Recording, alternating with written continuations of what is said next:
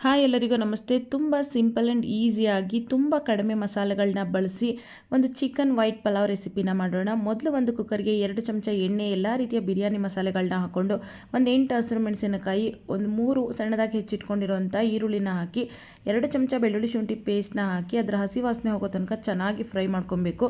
ಇವಾಗ ನೀಟಾಗಿ ತೊಳೆದಿಟ್ಕೊಂಡಿರೋಂಥ ಚಿಕನ್ನ ಅದರಲ್ಲಿ ಹಾಕಿ ಸ್ವಲ್ಪ ಉಪ್ಪು ಮತ್ತು ಅರಿಶಿನ ಹಾಕ್ಕೊಂಡು ಮೀಡಿಯಂ ಫ್ಲೇಮಲ್ಲಿ ಚೆನ್ನಾಗಿ ಇದನ್ನು ಫ್ರೈ ಮಾಡ್ಕೋಬೇಕು, ಚಿಕನಲ್ಲಿರೋ ಹಸಿ ವಾಸನೆ ಎಲ್ಲ ಹೋಗೋ ತನಕ.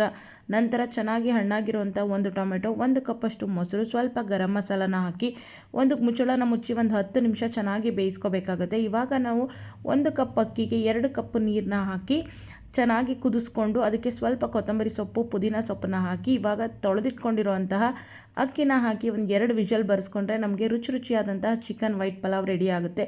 ಇದು ಚಿಕನ್ ಚಾಪ್ಸ್, ಮಟನ್ ಚಾಪ್ಸ್ ಎಲ್ಲದ್ರ ಜೊತೆ ತುಂಬಾ ರುಚಿಯಾಗಿರುತ್ತೆ. ನೀವು ಕೂಡ ಒಂದ್ಸರಿ ಟ್ರೈ ಮಾಡಿ. Thank you.